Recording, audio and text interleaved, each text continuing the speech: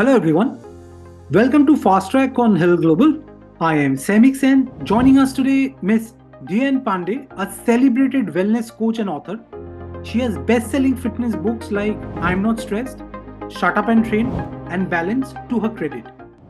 So let me begin by asking you, what inspired your journey into fitness? Thanks to my elder sister, like I always, in all the books that I write and all the interviews that I give, and people ask me, I started at a very young age, at the era where only Jane Fonda had cassettes and workouts. You didn't hear of gyms, you didn't hear of fitness, you didn't know what wellness was. We used to just see her in magazines, this lovely fit body, and she used to do all these dance moves. She came out with all these workouts, and my sister used to buy these video cassettes, and we used to just take the cassettes and practice the challenging moves, which was 60 minutes, 90 minutes, and that's how I started exercising at the age of 14 or 15. At the age of 16, that's how I stumbled upon, and not knowing in future that this would take me down the path of wellness and fitness and so much more. Okay, so today yoga is practiced worldwide. How has it influenced your life and career? In a very big way, very, very big way. So I stumbled, Jane Fonda at the age of 13, 14. At 16, I started lifting weights. At the age of between 15 and 16, I stumbled upon yoga. It was just a very original, authentic yoga. They were wearing white kurta pajamas. It was more of, teaching you gyan.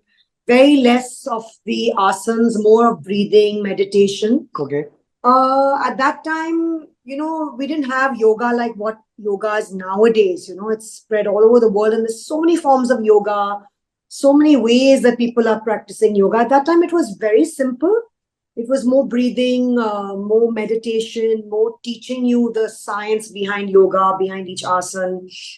And for a girl very young, my age, my friends said, it's very boring. It's for old people. Why are you doing it? But the breathing technique, the meditation itself taught me a lot. It would make me feel very calm. From a hyper teenager, I would go to a yoga class and come out very calm and composed and wonder why this is happening to me. So I would keep going back to learn more, to understand what it's doing to my body. And that's how my journey with yoga began. It never stopped. Years later, I founded the school Ashtanga. The school, you have Iyengar, you have Ashtanga Hatha. So Ashtanga is what suited me, because by then I was lifting a lot of weights and I'd become really strong and fit. And sure. Ashtanga is a very powerful school of yoga. You need a lot of strength to do it. So that suited me. So I became like an Ashtangi. I certified in the first series in Ashtanga, and I started practicing a lot of Ashtanga. I never gave up the weight training. I never gave up learning many forms of other fitness, like, whether it was kickboxing, spinning, Tai Chi. I kept learning, self-educating myself throughout. And yes, but yoga stood by me throughout since then, from the age of 15 and a half. To now, even today morning, I started my day with a yoga class, and it's just the best feeling ever. It's just the best feeling ever. Yeah. Okay, so yoga as a practice, has it evolved over the years, or the way it has been presented, that has changed according to you? It's evolved over the years, as in at my time, it was known for old people. Like old people did yoga. There was not so much of knowledge about it. The gurus did it, or the pandits did it, and Yes. the older people did it. Young people never even thought of doing yoga, and since then it started changing a lot in India when it became into a fad, when power yoga came into practice, and that was the fad, and people were relating it power yoga. Oh, I will lose weight, so I'm going to go join it. Oh, I'll go and join it because it's fun and it's fast and it's doing 100 Surya Namaskars non-stop. It's not from the boring yoga that I do, the slow yoga. I don't like it. Oh, yoga is only for women, so men wouldn't go. They would feel like, it's not for men, So that was in between. That was about 15, 18 years ago. And then that died off. And then it started coming, into Ashtanga started getting very evolved a lot. Ashtanga, Iyengar, Hatha Yoga, and people started practicing it a lot more. Iyengar got a lot of importance because it was teaching Okay. you, with props and each alignment of each asana. So that people started with injuries, started doing Iyengar. People, as a beginner, I would always guide them to Iyengar first, then get into Ashtanga. Get your alignment and your form proper, get strong with each asana, and then move on to something as powerful as Ashtanga. So that led into various different kind of fads. It spread all over the world, and people started making Sure. their own kind of styles. Some were very silly. Some would, do, yoga with beer. They came out with, drinking beer and doing yoga, or doing yoga with your pet, which was really cute, with your animals, dogs, or yoga. Pregnant mothers who just gave birth to their babies, they would do Okay. yoga with their children and babies. These are the sweet things, But then hot yoga came into. Hot yoga has a very good science, but when it came to India, especially Mumbai, which is very humid, and the first time I tried it, I felt really giddy because Bombay is very Okay. humid. It's a Yes. hotter climate. It's not suited for us. It's not that I'm saying that it's a fad. It's good for a colder climate. Sure. For a colder climate where people don't want to get out into the cold, and you go into this warm atmosphere and you're doing yoga for Sure. 90 minutes non-stop, and when your body's stiff and you're with the cold, how your body gets with the cold. So it's better for climates that are colder, that there's snow and ice and all of that, but not for a humid place like Bombay, not for a place like Delhi, which is, a heat wave going on. So that branched off into a lot of other yogas, like I said. And of course, but now people are getting down into doing basic yoga, the hatha flow yoga, Okay. or slower yoga. They're not doing so much of power yoga, that's died off. They're doing Ashtanga, Iyengar. The old schools are there to stay, and they're there not to, it's not so many fads where yoga is concerned. Of course, yes, 10 years ago, Antigravity yoga, which I certified in, that when I studied in New York, I felt it's a fad because it's just fun. The founder took a hammock, like a stretch kind of hammock, Okay. Yes. suspended it in air, and he would monkey around in it and do yoga asanas on that fabric that could take body weight. Okay. So when I tried the class and I studied it, and I studied it for 4 months in New York, I felt it's okay to have fun in it, to monkey around, have fun, but it's not something that is going to keep you grounded. Yoga is Sure. all about your feet on the ground and being in touch with Mother Earth. Even the mat is a man-made invention. It's not needed, a yoga mat. You're supposed to have your feet on the ground and Okay. be in contact with earth and be grounded. So the AGY yoga was all monkeying in the air and doing things. It was a fun activity to do, but for me, it was a fad. Again, it was taking us back from our roots, from my ancient roots of what yoga truly stands True. for. Yeah. Nowadays, it's become much better. There are not so many fads. People are doing, the basic yoga flow. People enjoy, yoga with dance, yoga with, so it's basic. Okay. A lot of breath work, a lot of, mindfulness. Yes. Okay. So please tell us about anti-gravity yoga. Yes, like I said, I came across the school and AGY did some research. And I said, I didn't know what it was. So I invested money and I went to New York and I studied because they didn't have it in India. I said, let me see what this yoga is. It's doing yoga in the air on this fabric that can take your weight. And this is something I would want to start in India. But when I went there, and the Americans take all your money in advance, so I couldn't ask for a refund. We did first few classes and I said, this is just a fad, I mean, all my money is gone. I was broke for that whole year because it's very expensive course. But I'm not grumbling. It's always good to learn, to know what is right and what is wrong, and what you can pass on, what knowledge you can pass on, and that will benefit people. So, of course, few years down the line, many centers in India started opening up anti-gravity yoga, and it became a fad, and people started saying, wow, we're going to do anti-gravity. Let's go do it. They called it by different names. Yoga in the air, yoga. But people started going for it just to have fun. But it's not what I call authentic yoga. Authentic yoga. Yeah, so you can do shavasana in the air where you're lying down. It's fun. What is very good is the inversions on that, because it's just fun. The inversions, blood flow. So, but basically, it's a fad. It's here. It's not here for long. It's good to use it as a stretching tool, a warm up tool, and then do your Iyengar, Ashtanga, or your yoga flow. Your Hatha yoga flow. It's a fad. I believe and I come from the school of, I don't promote fads. I promote what is authentic, what is scientific, what doesn't cause you injuries. And I feel it's a fad. So I never ever came back, and I never started teaching it. Yes. So that's a little bit. I'm sure this information will help our viewers to understand what is authentic yoga. Yes. It's very simple. You just go back to what our forefathers and our grandfathers did, our great-great-grandfathers did. Life is very simple. You don't need to complicate it. Complicated. It's all about breath work, breathing, meditation. You go back to all the ancient Ayurvedic and Indian ways.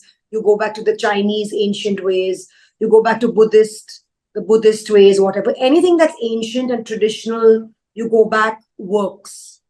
As we came forward to getting more modernized, everything started getting more adulterated, from our foods to pesticides in our foods. There was more foods going on the market shelf, more advertising, more money making for people, more chemicals in the food. And the world started changing, and our lifespans started getting shorter and shorter, and more diseases and illnesses happening at a very, very young age. Which is not supposed to happen, because my grandfather passed away at the age of almost 102, and he died of old age with no diseases. He just went partially blind, and he died peacefully. So that is how we're supposed to age. And that is how our great-grandfathers and grandfathers aged. They didn't have any diseases or any kind of illnesses, and no aches and pains, and no problems, no stress. Nowadays, modern man is very stressed out, and we have so many diseases, so that is what I'm trying to say is that, that we have made it. We need to go back to our roots. It's very simple. Okay. You have authored national bestseller fitness books like I'm Not Stressed, Shut Up and Train, in Balance. Can you please share some of the core themes of these books? Yeah, so basically, I don't have, I'm Not Stressed because it's a national bestseller, and it's never available. It's always sold out, which is, I'm very lucky. I have Shut Up and Train here. This was the second book that I wrote. I'll talk about the second book. I'll go back to the first book then, since we don't have it. So this book is an entire guide to men and women, everything to do with nutrition, with fitness, with sleep. In all my books, I write about sleep, the importance of sleep. Because like I said, in our modern generation now, every second person has a sleeping issue. So I decided to write a chapter on sleep each time. The first book, when the book company came up to me and approached me, they said they wanted me to write a book on fitness. And that time I had my gym, and it was the first gym of its kind in India. Okay. So there were 3 floors. It had a yoga center. It had a naturopath. It had a physiotherapy. It had a therapist. It had a spa. It had a beautiful gym which had open windows looking out into nature. I had a lot of accessories there to make it fun. Their workouts fun. And I called the gym play, because as children, we always play, and as adults, we forget to play because we have so much stress in our lives. And that's when the idea came to me that all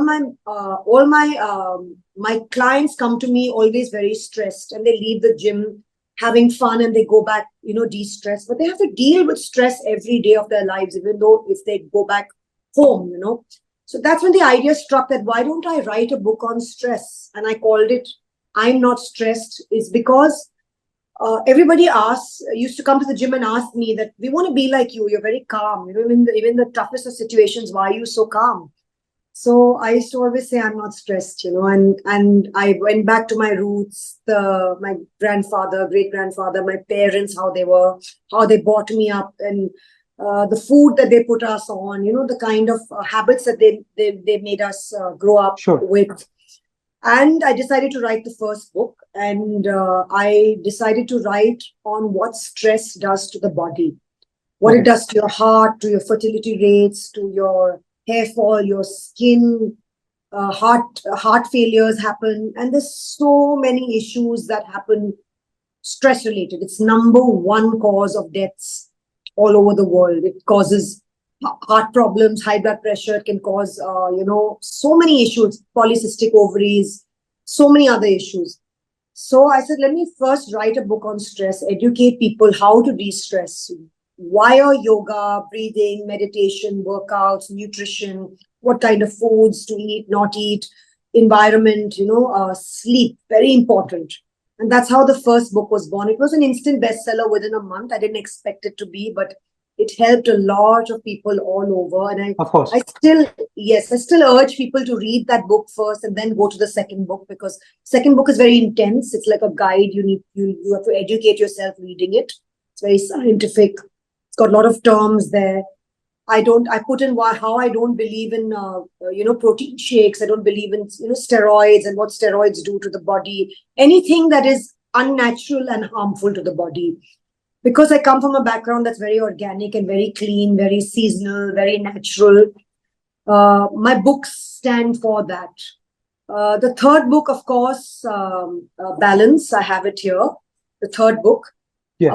This book I started writing about 5 months before the pandemic, and not knowing that there's going to be a pandemic and it's going to be that serious and going to take so many lives away and so many people are going to suffer. And a lot of people, good came out of it, because they started so many their careers, new businesses. A lot of people, got very fit. A lot of people started going outdoors to work out a lot more. The environment cleared a lot, and it changed the world. True. For the good and for the bad, the two things. So that's how the third book was born. And I decided to write it on balance. It's 13 ways how to stay healthy and happy throughout. And this is what is the circle of life, is where it's these 13 aspects in life that need to be in balance for you to be happy and healthy throughout life. Sure. Being in the fitness line, I used to always see people always talk about, I want to be fit, I want a six pack, I want to look good, I want to look like this actor or actress. But nobody ever bothered about, other aspects in their life. Like, you're going back home to a very troubled home, a spouse that you don't get along with maybe, or a mother-in-law that you're fighting with, or a friend that you're fighting with, or you're going to a job where the careers, your job is taking a toll on you, and your career is not making you happy, or you're going into what worries you is that you wanted to be a chef, but your parents pushed you to being an architect or a lawyer. So these things can stress you out in life, and stress leads to rise of cortisol. Cortisol rises, and it makes you go towards that tub of ice cream, or makes you want to eat. So if my clients would come to the gym and work out and go back happy, they always had to deal with stress. So I decided to write this third book also, how to balance your life financially, in your relationships, with your career, your education, all these aspects, how to strike a balance for you to be happy and healthy and not have that stress in your life and that cortisol, releasing. So you're not wondering why you're not losing weight. It's actually because your body is stressed out all the time. Your nervous system is all the time not rested, because your nerves are on edge all the time. So how to calm the nervous system out, through breathing, so the second half of the book guides you to the other aspects, what you need to practice, like spirituality, joy in your life, wellness. So wellness is a very broad spectrum. It's not just the food on your plate or your workouts. I teach you how to keep your mind positive, how to declutter your house, declutter your mind. Basically, that's what health coaching is. So I started health coaching 10 years ago, and it's about wellness being a very broad spectrum. And I came into that era the last 10 years of people obsessing about food. They want to be a size 0, and there were so many kind of fad diets that came in and went out. And people kept trying it, yo-yoing on diets. And I don't believe in diets. I never have gone on a diet. I don't prescribe it to my clients. And that's something that I gave a lot of importance to in this third book.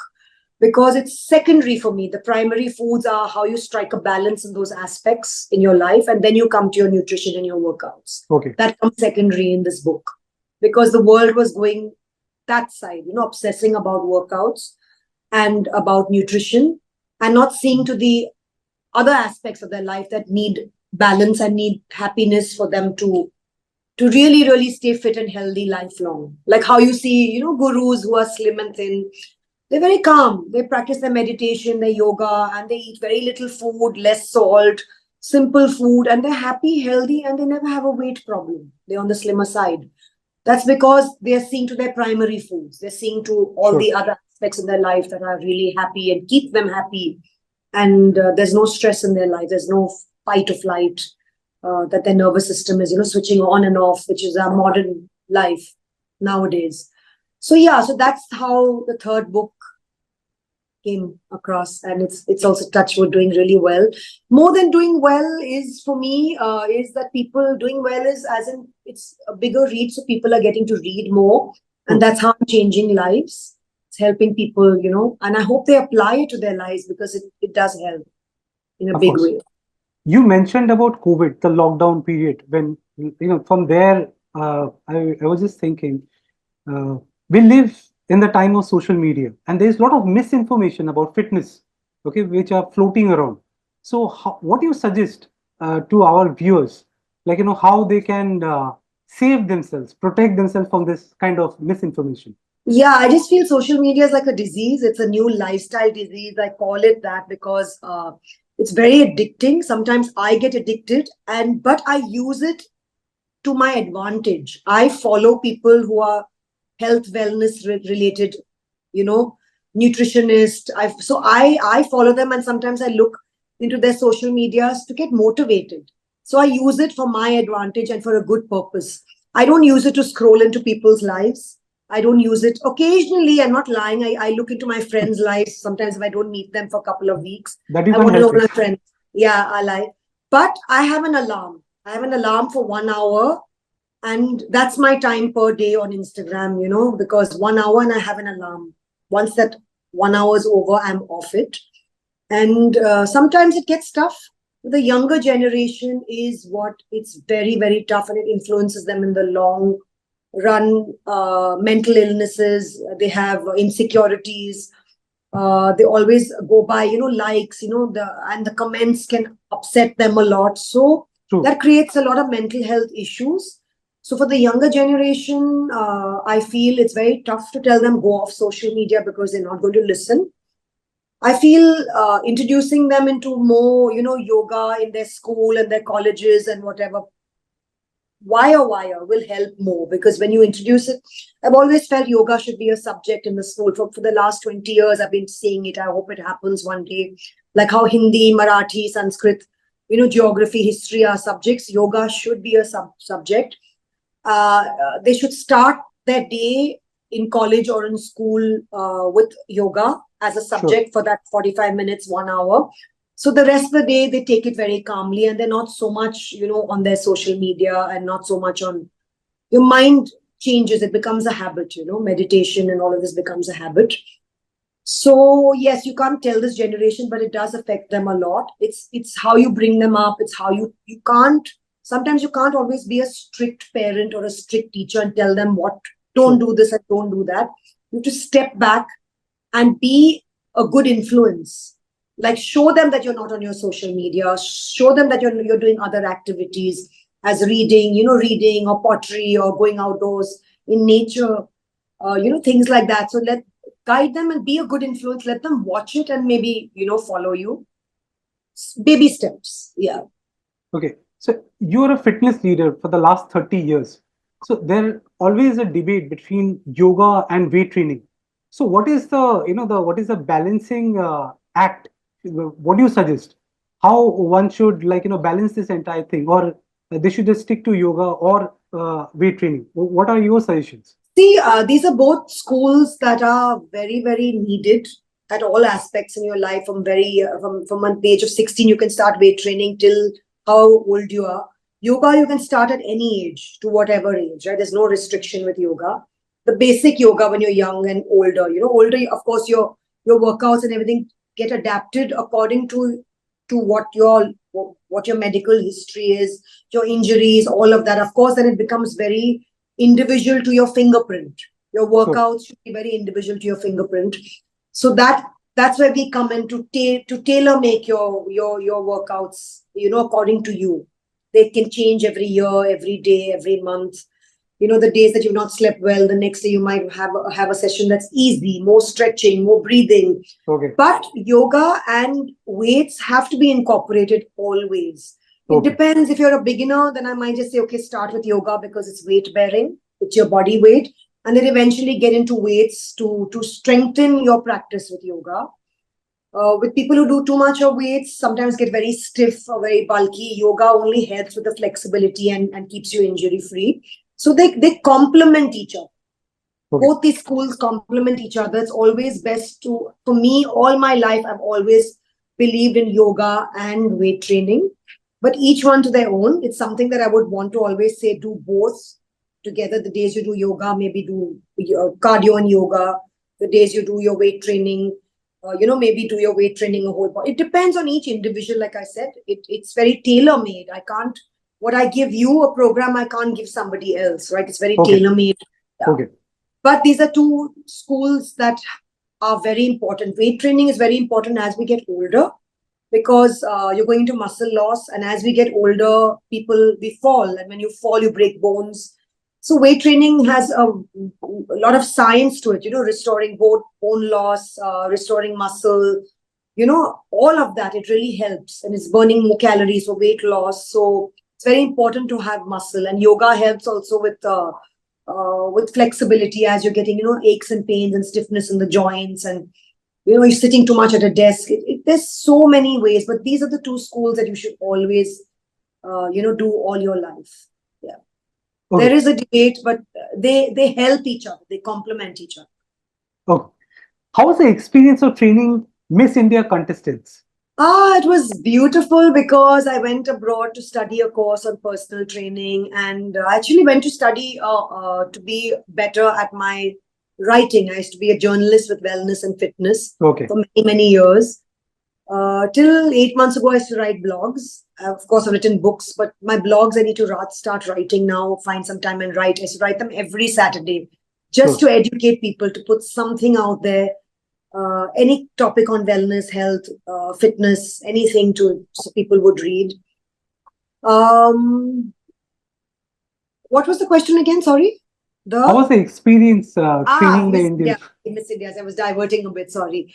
So yes, so I came back from Australia, and Mr. Pradeep Gua said, I heard you've done this really cool course in personal training. And personal training was not heard of in India. I was the first personal trainer in India. Wow. So when he called me, I thought he was calling me to write for Times of India or write for Bombay Times on fitness.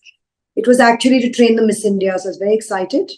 And I took on the offer, and that's how my journey began in my career. Till then, I was just writing for publications on wellness.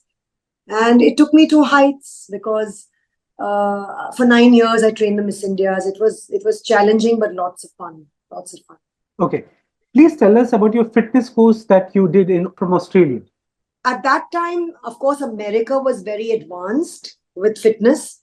But the reason I chose Australia, because I said, cricket comes from there. And a lot of the world's famous surfers and swimmers come from Australia. Why are people not thinking about Australia? And it was much cheaper for me. I could afford Australia, not afford to go to America. America was very expensive for me at that time. So I decided to go to Australia to study, yes. And I did. I studied for 3 or 4 months. I did everything, whatever I could, So, yeah, it's beautiful to be in Australia. The beaches are beautiful and they're very fit. Australians are very fit. Which is not the case for the Americans. They're known for their obesity. Because of their diet, because everything is large portions. And then, like I said, processed. Everything is processed foods, and there's so much of disease, so much of cancer on the rise. Every 1 in 10 people, I think, have cancer there. It's very sad. So they need to go back to their roots and go back to organic farming and organic pesticide-free foods, and to eat what you can, grow, pluck and peel. Okay, so can you suggest some methods to keep oneself, disciplined towards fitness? So now discipline comes with, consistency. You need to be consistent. It's sometimes it's tough for certain people when they're getting out of, any kind of emotional problem or laziness or trauma. It's very tough for them. So that is when motivation comes in, motivation and consistency. Motivation comes from listening to music or a positive friend or going to a group class or going to doing something that you love. If you love dancing or you love weight training or you love swimming, just start with something that you love, or something as simple as walking, just walking. So once that starts, that milestone is set, then take another baby step. Then maybe get into something, or maybe opt out sugar out of your diet. Maybe sugar is a lot for somebody to stop because they have a sweet tooth. Maybe just give up fried foods, or maybe just give up aerated waters. So baby steps. I always tell my clients, do one step at a time. Don't jumpstart and do everything at one Everything. shot, because you're going to fall off the bandwagon and you're going to again yo-yo, stop and start, which is what is happening a lot nowadays, because people stop their diet, they stop their workout, they keep jumping from nutritionist to nutritionist or trainer to trainer and wonder why it's not working. It's very simple. Just need to keep it simple. You have to do what you love, and keeping all the elements of, strength. Your workout plan should have strength, flexibility, balance, the breath work through yoga, all of that.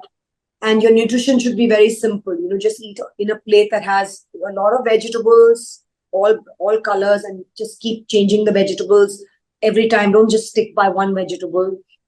Add your protein, add your good carbs, your good fats. So it's just very simple. You don't need to go by any diet. And eat locally, eat seasonal, eat the fruit. Don't try to go, I have to eat all these exotic fruit. No, you have to eat Okay. what is seasonal, what is grown. If mangoes are season, eat mangoes. Don't give mango a bad name or banana a bad name. I'll gain weight with it. It's got a lot of vitamins and nutrients. Potato has its own nutrients. So you need to eat everything and just strike a balance and eat small portions. So that's what's important here. Okay. So 30 years in this industry. Please share some of the challenges you have faced.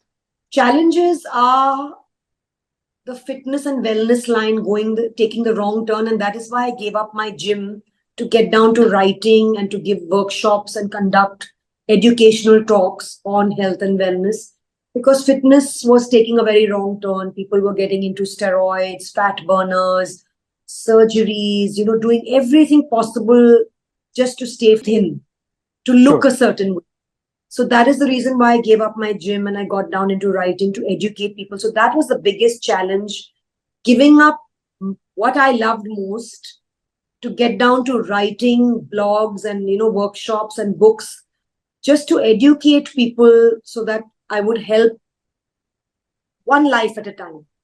Because I am very organic in my way of thinking and the way I apply it to myself and my family. I don't believe in protein shakes, anything processed, none of these fat burners, not. It's just that you have to all grow old like my grandfather did. And we want to grow old without, a stress-free, happy life. And you want to grow old aging gracefully. You want to get your gray hair, it's okay. You want to get your wrinkles, it's fine. So small things like, I do not very polished sometimes, because I talk about chemicals and polish. I talk about environment, eco-friendly, how to go eco-friendly, how to sustainable life, whether your clothes are cotton, so it's wellness. It's a very broad spectrum. So I can talk on any topic, so that was very challenging, giving up my gym just to educate people. But Sure. like now you've given me an award, it makes me feel good. Mhm. It makes me feel good that, I have changed a few lives, maybe through my writing, Definitely. through my so maybe I've done good, because I do meet people every now and then. They say, we follow you and we're doing this and we are fit because of you, and so it makes me feel good. So, I must have done something right. Of course. So lastly, what are your future goals? Right now, in the pipeline, I have an idea for a fourth book. Okay. Book writing takes a lot of time, and right now I'm getting ready to be a grandmom. My daughter's Oh, going to have wow. a baby. So right now I'm going to head to LA to look after the baby and be with her. So of course the book is in the pipeline, and my future goals, of course, is to only bring wellness to everybody's table, to educate and to pass on my knowledge and share it as much as I can. And of course, I want to start, superfoods. I want to bring it, superfoods in any form, whether it's a powder form, a pill form. A lot of people don't like to eat greens and salads, how to incorporate it in a nice way into their nutrition. Sure. So I have got many ideas. Right now, all of that is on hold because of my daughter. So once I, finish with being a grandmom, I spend time with her, come back, I have all of these goals. And of course, to start yoga in schools. One day, it's my goal to pass it out there. I hope yoga as a subject starts, meditation and yoga in all schools in India. So that's awesome. my goal I hope one day somebody, starts that. It's in any way I'm there to help. Okay. So thank you so much. It was very, very insightful.